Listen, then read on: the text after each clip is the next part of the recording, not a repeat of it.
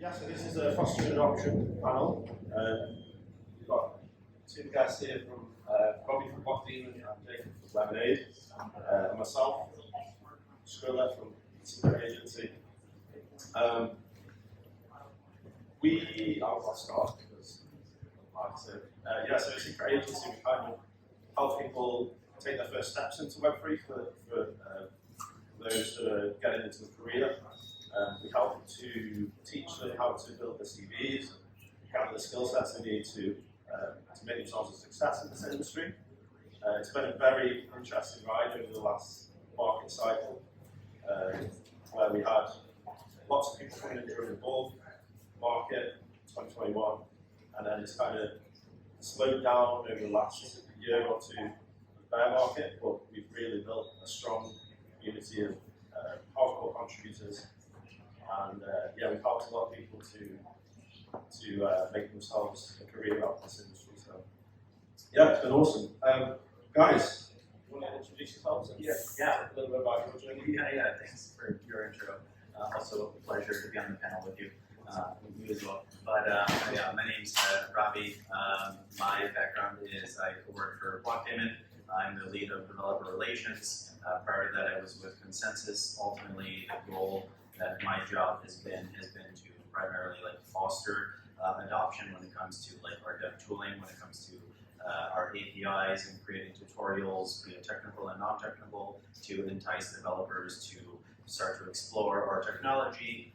More so than that, we wanted to make sure that not only if developers are using our technology, we wanted to make sure that there was good feedback in which the developers that are exploring our technology would give us that feedback, in which we could give that back to our product, and we could give that back to our team, and so that way we could continue to iterate positively in terms of how we're doing. Because the last thing you want to do is develop for yourself, right? Developing in a bubble means that adoption could be rather tumultuous. So you always want to make sure that you're hearing from the people that are using your tool sets, and you're capturing that feedback, and you want to continue to iterate on that. So I've been in this space for about 5-6 years between the two companies, and that's kind of my deal.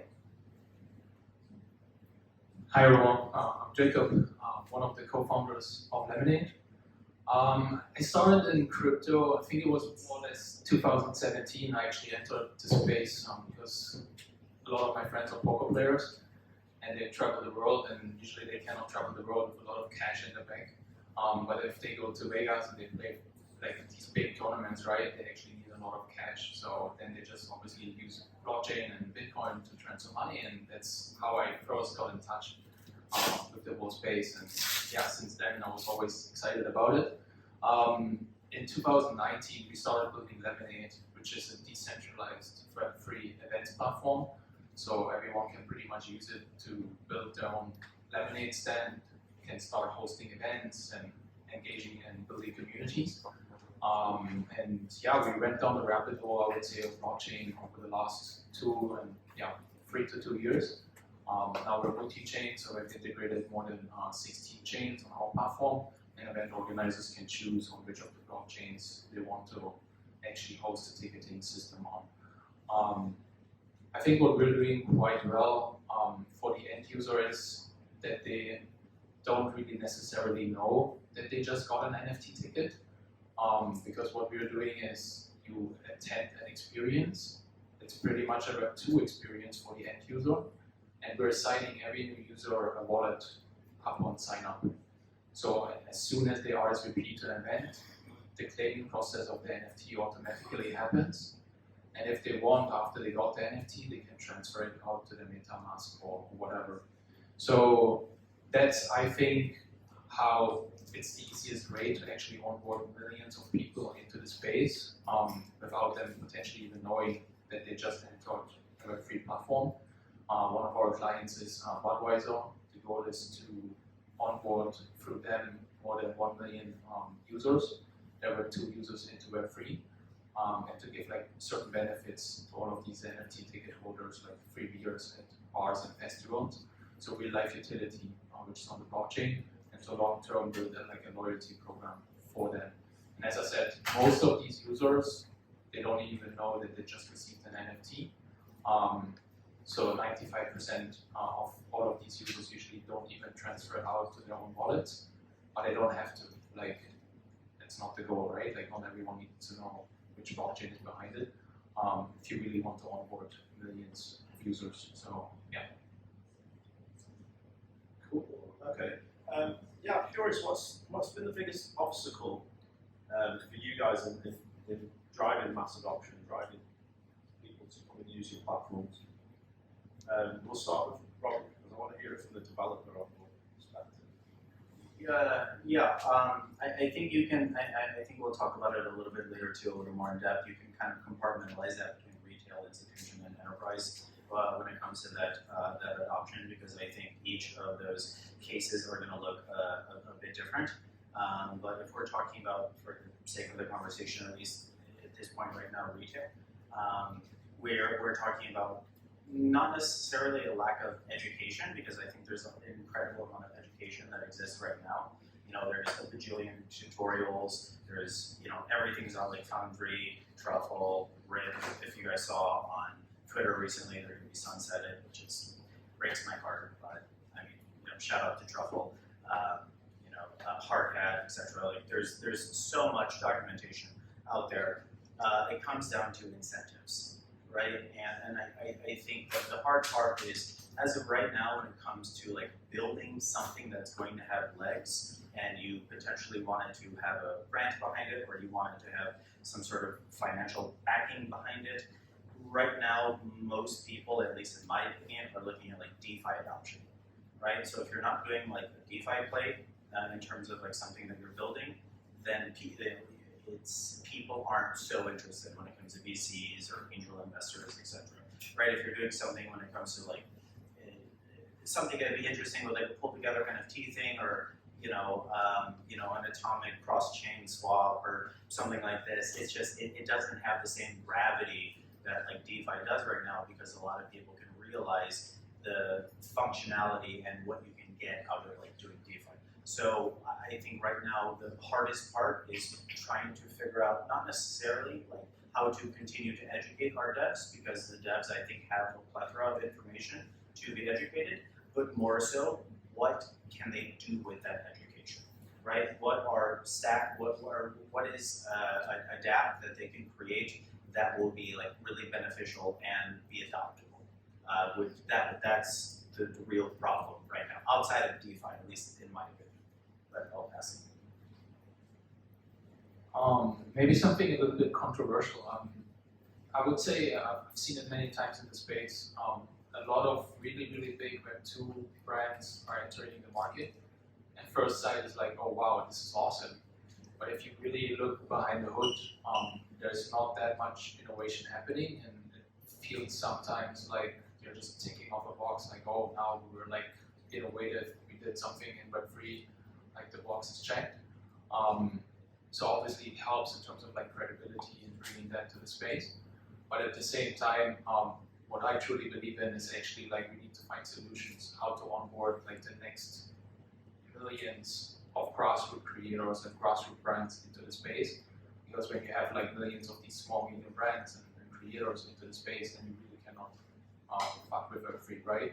It's really, really solid and everyone is going to use it. And like culture and music will bring adoption as well, because if cool things is happening in the space and in Web3, automatically people will enter the space. Yeah, cool. I think just going back to what Robbie was saying about developers, it's actually really important, the incentivization piece. There's some cool projects coming out, like Archway, for example. If you build on Archway, you get a slice of the transaction fees for the whole chain, I believe, or like there's some later who's launching on Ethereum where some of the sequencer transaction fees are going back to build teams. So it's like a revenue share model. That's quite interesting. And yeah, my perspective is more kind of onboarding users, I guess, retail mostly users into it, and we really try and provide opportunities for them to work to their skill sets and build a CV, a portfolio, that kind of thing. Like, let's say, for example, if you're onboarding or you're building a community with languages on English, it's really important to give your moderators and your translators something to show for the work that they do. Like you can give them an NFT on Lemonade, you can give them a certificate, that kind of thing. And then they can take that and they can take it to other projects as well and show that they've done this work for you, for your project, and it really helps to keep them contributing over time. I guess if I could give a hot take on that, my hot take would be like I think it's fantastic to turn around, get a 721 or 1155, get your cert, get a pull-up, whatever, right, to prove that you're contributing to do all these things. And that gives you access to a Telegram, gives you access to a Discord, private channels, all this stuff.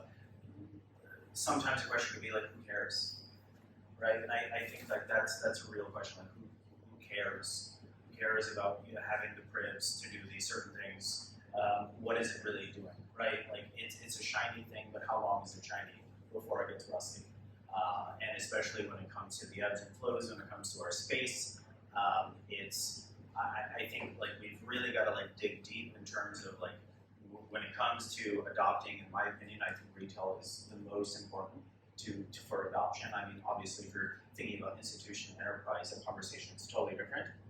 But if you're thinking about retail, you've got to find like a really deep root in terms of like why would somebody want to not only participate but continue to participate. So you go ahead and give me a pull-up, give me all the NFTs you want in the world.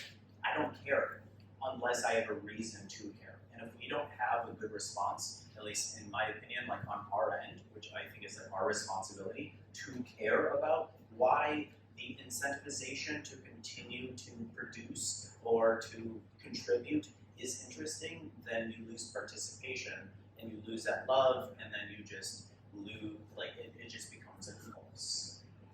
Right? And so like I'm not saying I have the answer to that, because if I did, that would be awesome. But I think that's like a huge problem that has to be solved.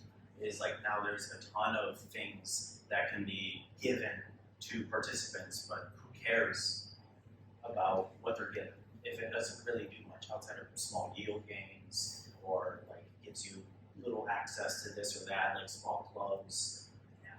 Yeah. So this is where my head is right now. Yeah, Jakob made me a Lemonhead NFT. It was like investment, and it's a really cool touch. So I think in general, like, you're completely right. But like that's also an issue every brand is facing. It doesn't matter if it's Web2 or Web3, right? Like you have loyalty programs, you have reward programs. Like, do you really care if you go to the supermarket and get like some points, right? So everyone is facing that issue. So again, you need to couple it obviously with cool things and over time, and potentially incentivize people the more active they are. And we were talking about airdrops, right, from the ENS domains also before, where you actually got rewards the longer you actually have already an ENS domain, and some of like these owners, like they actually really took benefit out of it. So that's, for example, a really cool way to incentivize really engaged and active community members. What we are planning to do with Budweiser is the more festivals you attend, and even potentially in different cities, the more benefits you also get, right? So if you just attend the festival, which you would attend anyways, but on top of it, you get actually benefits, right? So that long-term value for the brand is like every time you go to a bar, you go to different restaurants, you get discounts because you attended multiple of these music festivals, right? Maybe you can win FIFA World Cup tickets as an end solution, right? So gamifying this whole process and always keeping in mind like, oh, I went to these festivals, I'm now in this bar, oh, I get actually the first drink for free, right? So then obviously like you need to gamify it over time so it actually obviously stays attractive and that other people actually also want to have this incentive. For the first festival, what we did with them is if you had one of these NFTs, you had fast track entry. It was like a huge queue. I think you needed to wait like more than an hour. And everyone who had an NFT just showed it, and they basically went into the festival. There was like a little like VIP lounge, and then you feel, oh shit, like this is actually cool. So you need to be creative, 100%. curious, what would you do differently if you could go back in time with Lemonade?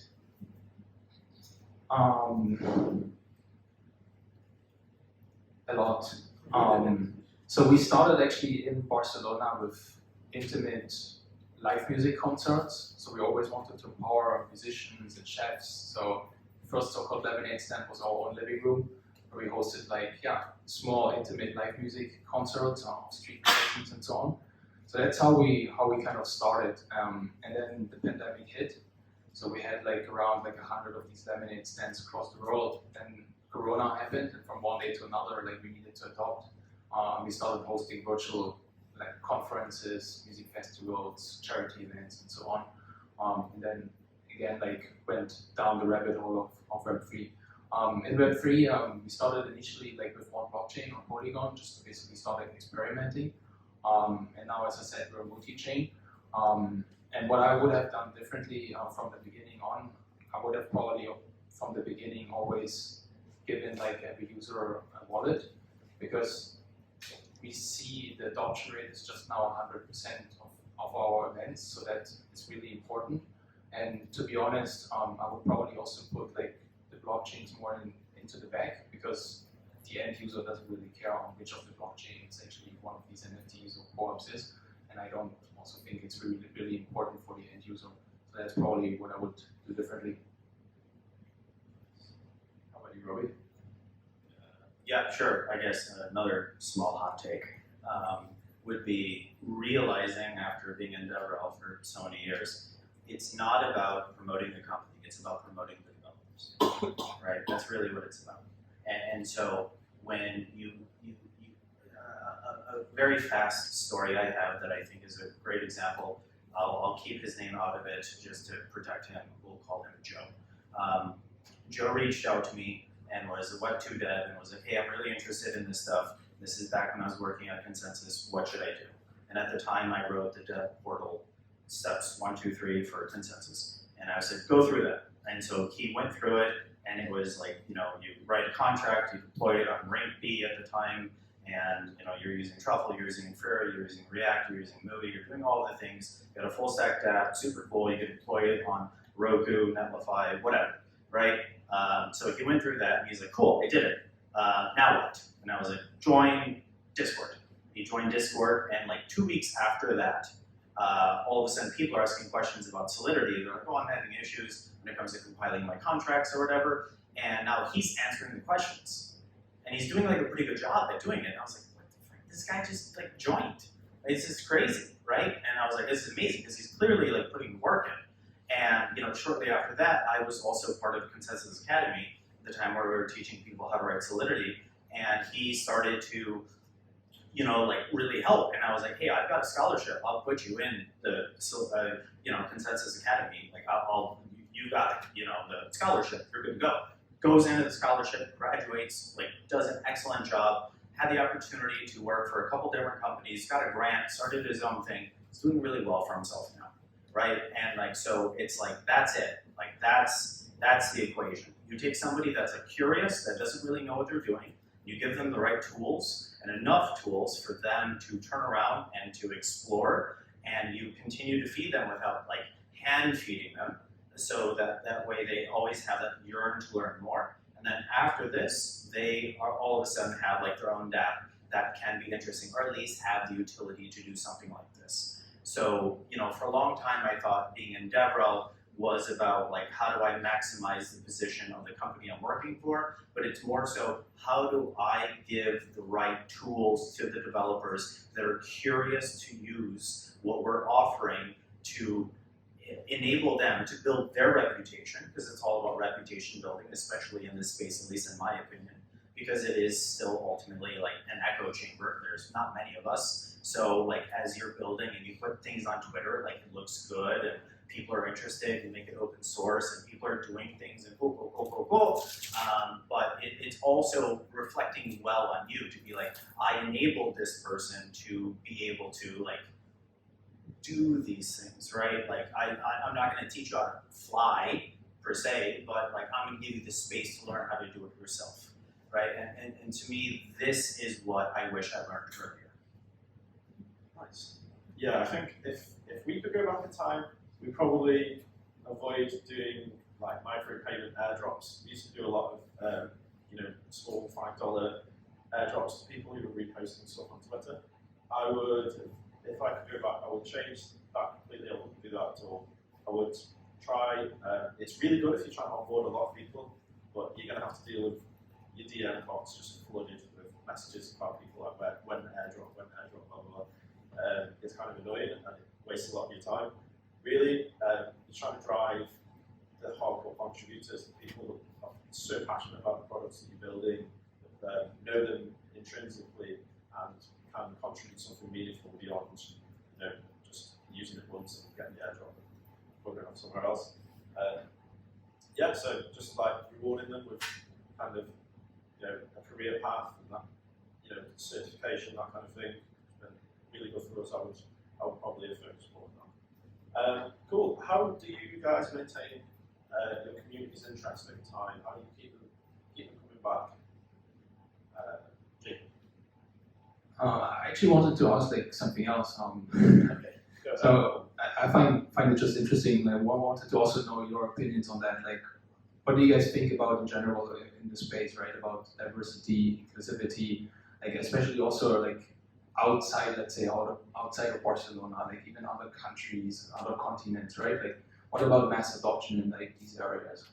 Yeah, I can riff on this. So yeah, we tend to see, because we're a privacy project, right? So we tend to see a big wave of adoption whenever the government bans crypto in a certain country, like Russia or Ukraine, when they walk into Africa, Nigeria recently, years ago, banned crypto. We had a huge wave of people from Nigeria doing it.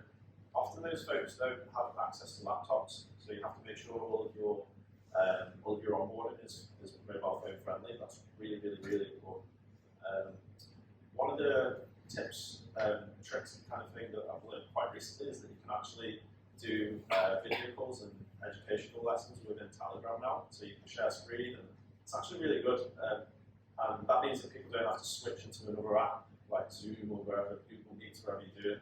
It's often their phones don't have enough space and memory or whatever for new apps. So you can do it all within Telegram now. And that's pretty neat. Pretty good for us. But how about you, Robbie? Oh yeah, I guess on my end, something that I thought about a lot from a DevRel standpoint is thinking about contribution and weight behind contribution, right? This is really important because to have somebody to retweet everything your company retweets, 1,000 times means something versus somebody submitting a PR that's pulled into me, right? That also means something, right? But these have different weights and they have, you have to look at them differently. So it's not about numeric. But there's something that I appreciated and I've used for a long time called orbit.love. It's no plug, I'm not sponsored, but I think they do a really good job where they look at those contributing to Discord, to Twitter, to Telegram, to Rocket, to Gitter, to whatever, right? And you can kind of put a weight on the contribution that they have, which I think is a really good way. So now if somebody is contributing positively across all these platforms, you can find these, we call them champions, right? These champions of specific regions where they're doing quite a bit opposed to you just make a bot with Python and you just repost everything on Twitter. It's what does that mean, right? So I think that's really interesting. Also, I think when it comes to trying to incentivize people, firing out co-ops using let's say Collabland. Collabland, I think, is a really interesting project that you can do on Discord where you can essentially make a 1155, 721. You could do, I think it's cross-chain now. You could do something on dot, whatever, right? You could just fire off essentially an NFT across a multitude of platforms, and then that's going to grant them privs to be part of the conversation, and unless they have that, they can't be part of it. That's also interesting too.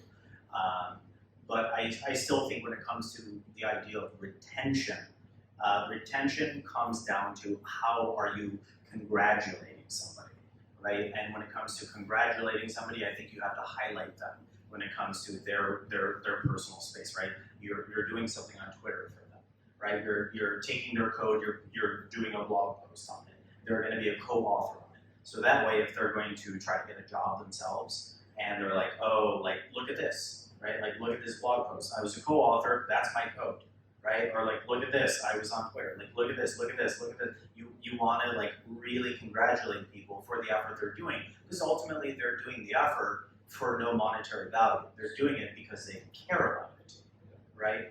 And the reason they care about it is because you're giving them a reason to care about it. So, yeah. Yeah, like the small contributors, right? They are really important and to highlight them, right? Like what I also mentioned with the grassroots creators and so on, like this is really changing the market. I also just wanted to mention, right, like we're really privileged where we live, but like if you actually take other countries and other nations, they really use Bitcoin or other cryptocurrencies for actually like a real need, because their inflation is so high, and sometimes like the kids are like living in different countries and they're trying to pay for the parents to send money, but like sometimes transaction fees are like 20 or 30% of some of the banks, right? So you again lose a lot of money. If you actually go to the bank to pick up the cash, like the risk is actually quite high that you just get robbed from someone else, right? So there are like, obviously cryptocurrencies are another story and really have like a real life benefit, right? And day-to-day use. And I think that's also where like mass adoption is actually coming in over the next years, and it's already happening in these developing countries. But like sometimes we forget where like actually cryptocurrencies and these solutions are actually used.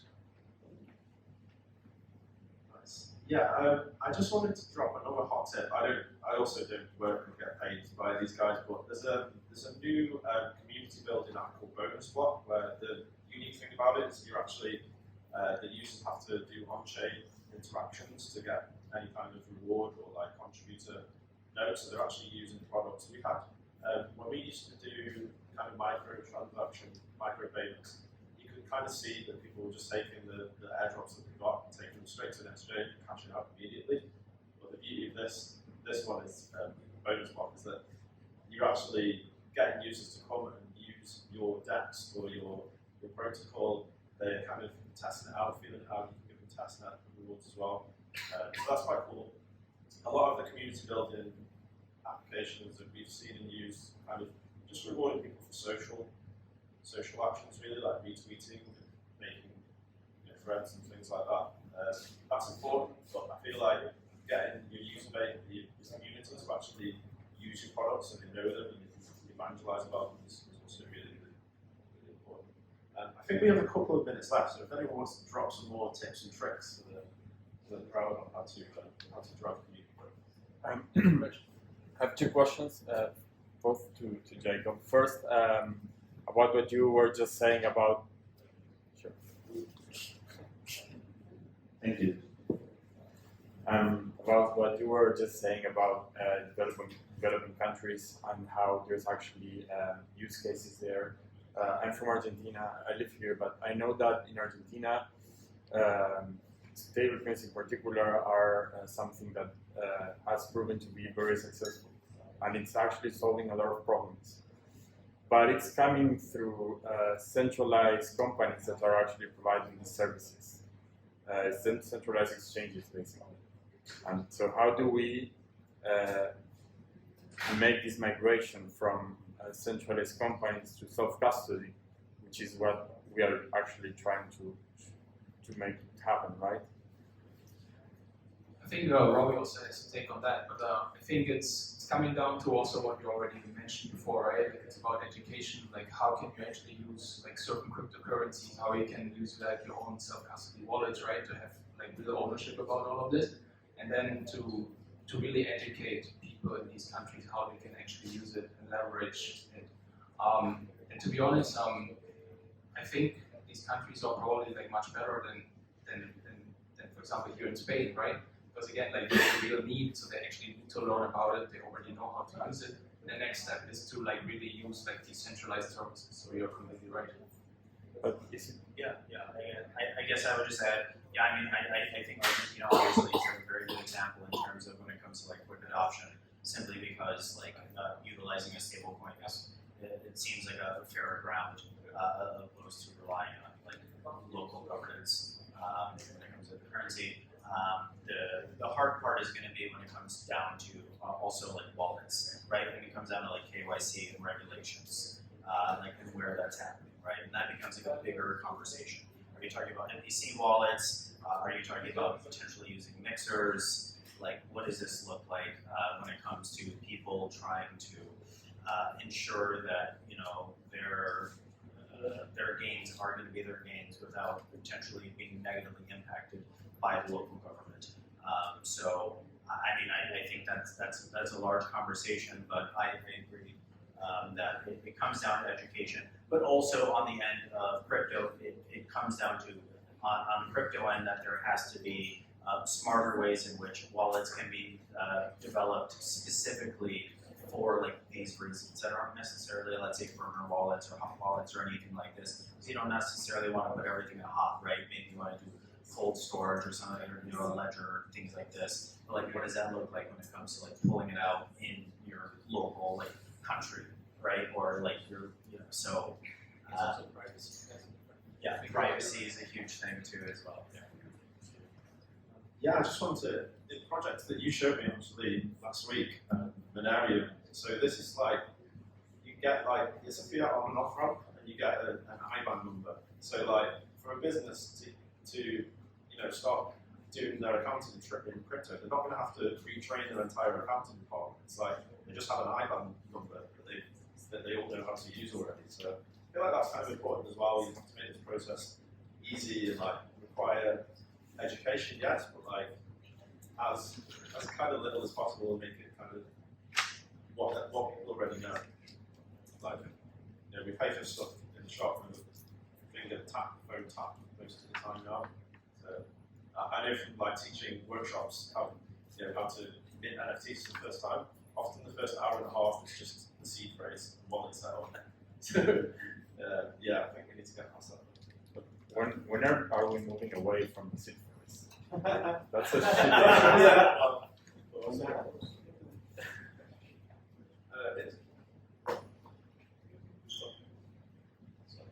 I don't have too much in-depth knowledge on account abstraction, but I think that's kind of the way we should go. It's, the seed phrase is not for the new user, it's not like technical words, it's more like a biometric For anyone. or like an image of an object. I don't know. Okay, I think we finished up. Is there any last questions before we move on to the next? Yeah, just a quick one. So go back about like making the technology and abstracting away from the users. Is there a danger of maybe we abstract it too much where the user doesn't understand or doesn't know they're using blockchain technology and or does not able to realize the benefits and the protections it offers to them? So that's like one thing I would just Yeah, I think that's a super good question. I guess my quick take on that would be how many people in here drive a car or can drive a car? Let's just see hands. Let's just can drive a car. How many people know how to build the engine? That's my point. So I would say it's not that important. That's why we have mechanics, right? So I agree that we should have the ability to have a concept in terms of how things are operating, but when we're talking about mass adoption and we're talking about pillars of abstraction, you have the hyper interested to the neutral to the against to the hyper against, right? What we're working toward is like the hyper against, right? Because the hyper interested, those are going to be the people that were fluffing around with crypto in 2015, 2016, right? And now what we're working toward are like the people that are like, oh yeah, I heard about that on like the news sort of thing, and they don't want to build the engine, right? They want to turn the key, they want to drive off the line, right? And so I think there should be an understanding, but in terms of kind of pinning them to say, hey, you need to know everything, I don't think that's how we get to adoption. But that's my take. Yeah, like very quick same. I mean, we now still use websites, right? And you don't really know what code is behind it. Like you don't need to know it works, right? Long term it needs to be decentralized, right? So that's the question, like who's behind it, right? Like who's the owner of the data and all of this, right? But if you can answer these questions, it just needs to work. So.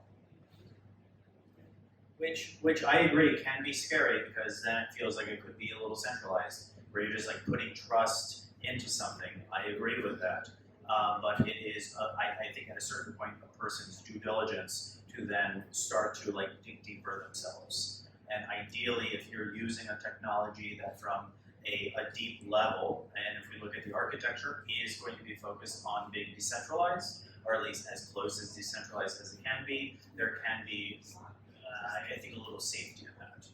Like, I don't know the ins and outs of IPFS, admittedly, I don't. But I use it if I fire something off, when it comes to like my metadata, for like anything I do. But I'm still trusting Pinata and IPFS to like do what I hope it's going to do. But I don't know it to a root level. I don't. I think everyone has a level of trust that they have to have with the tech. It just depends on how deep are you willing to go, in my opinion.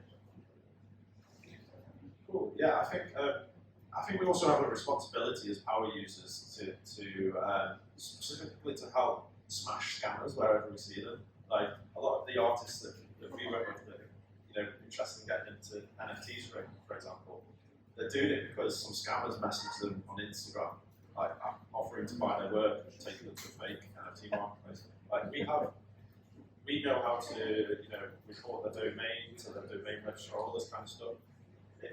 It's really important to have the time to do that as well. For new people getting into it, it can really be off-putting if you get money taken off you to scam the work. Okay, guys, I think that's it for this panel. So thank you all for coming in and interacting as well.